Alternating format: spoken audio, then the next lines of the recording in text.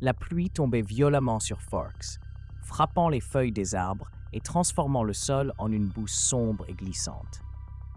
Bella Swan sentit le froid s'infiltrer jusqu'à ses os alors qu'elle marchait vers l'école. Depuis son arrivée dans cette ville, quelque chose ne semblait pas à sa place dans sa vie.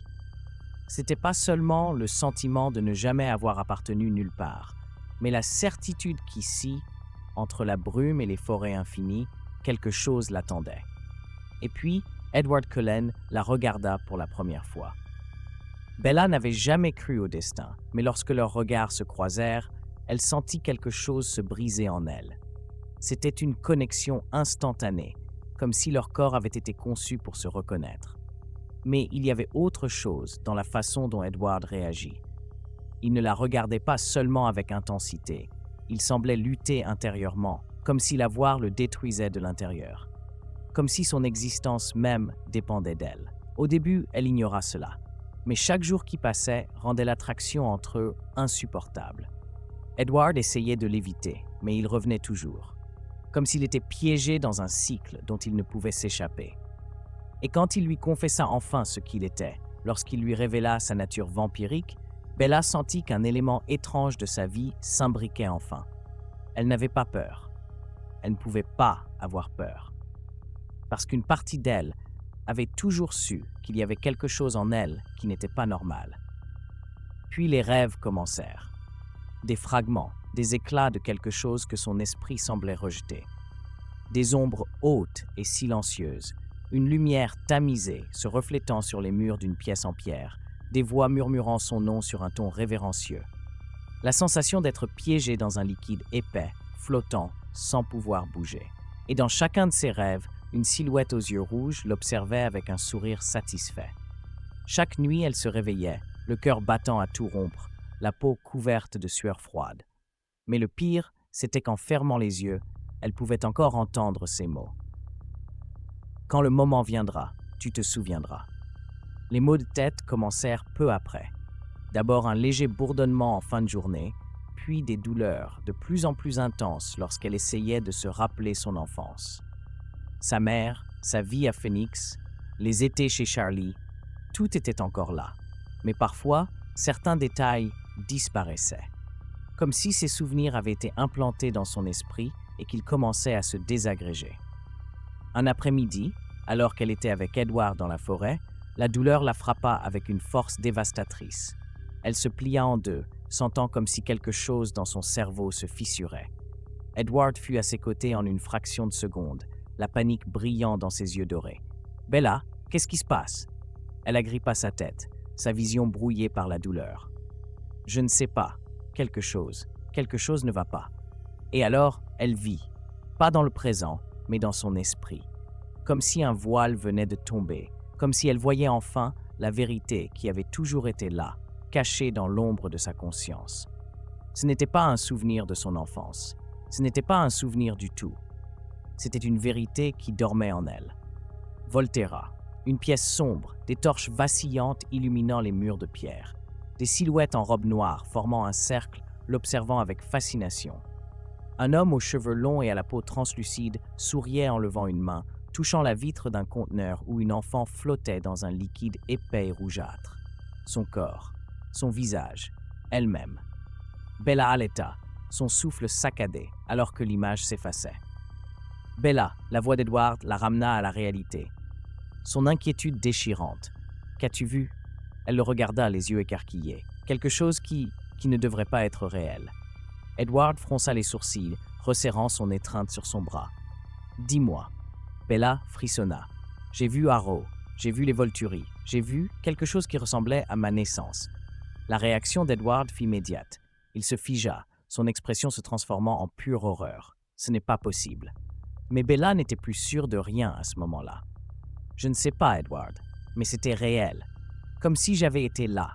Comme si ma vie avant Forks n'était qu'un mensonge. » Edward recula d'un pas, comme s'il avait besoin de distance pour assimiler l'information. « Non, cela n'a pas de sens.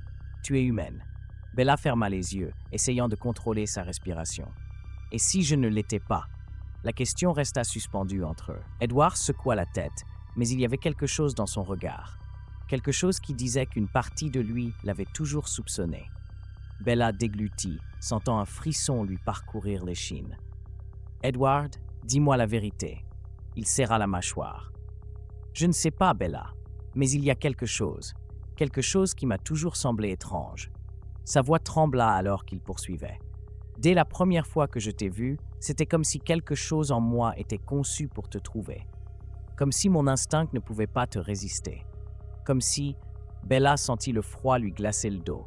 « Comme si tu étais fait pour moi. » Edward leva les yeux vers elle, et ses prunelles étaient plus sombres qu'elle ne les avait jamais vues. Comme si tu avais été créé pour moi. Le silence qui suivit était étouffant, et puis le bourdonnement dans sa tête s'intensifia. Ce n'était pas simplement de la douleur, c'était un écho, comme une voix qui s'éveillait en elle. Quand le moment viendra, tu te souviendras.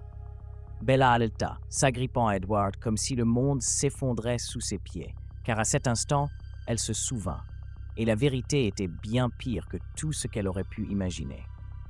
L'air autour d'elle sembla s'épaissir, comme si la réalité elle-même était sur le point de s'effondrer.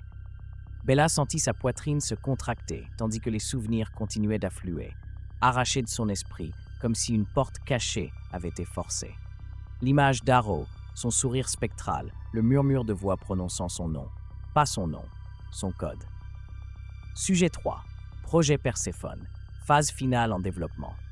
L'écho de ces mots la frappa de plein fouet, ramenant avec lui des fragments de souvenirs enfouis, des éclairs d'une enfance qui n'avait jamais existé, d'une vie construite à partir de souvenirs implantés, d'émotions qui ne lui appartenaient pas. Tout n'était qu'un mensonge. Sa mère, son père, Phoenix, Forks, sa vie ne lui avait jamais appartenu.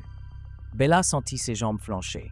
Edward la rattrapa avant qu'elle ne touche le sol, son visage blême de terreur.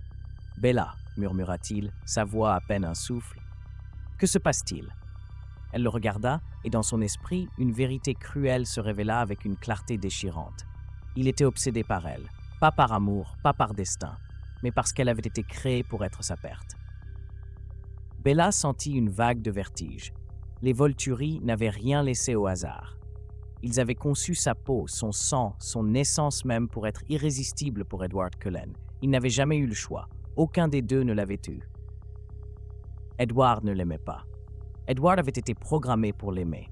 Son corps trembla. « Non » chuchota-t-elle. « Ce n'est pas possible. » Edward la regarda comme s'il était au bord d'un précipice. « Quoi, Bella? Dis-moi ce dont tu te souviens. » Elle voulut parler, mais à cet instant, une présence les enveloppa. Une ombre dans la forêt. Puis une autre. Et encore une autre. Edward se retourna avec un grognement sourd, se plaçant instinctivement entre Bella et les silhouettes qui émergeaient des arbres. Des capes noires. Des yeux rouges. Les Volturi étaient arrivés. « Chère Isabella », la voix d'Harrow flotte en l'air avec une douceur inquiétante. « Quelle joie de voir que tu t'es enfin éveillée. » Bella sentit le monde s'effondrer autour d'elle. Edward siffla, son corps tendu à l'extrême. « Ne la touche pas. » Harrow laissa échapper un rire amusé.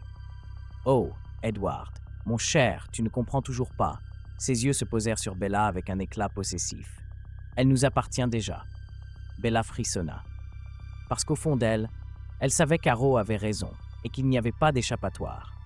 Edward serra la mâchoire, son corps tremblant de rage. « Non. » Harrow inclina la tête, amusé. « Oh mais si. Ce que tu vois ici, cette jeune fille que tu penses aimer, n'est rien d'autre que le résultat de siècles de perfectionnement. Chaque cellule de son être, chaque battement de son cœur, chaque pensée que tu crois être la sienne. » Il sourit avec satisfaction. Tout a été créé dans un but précis. Bella se sentit nauséeuse.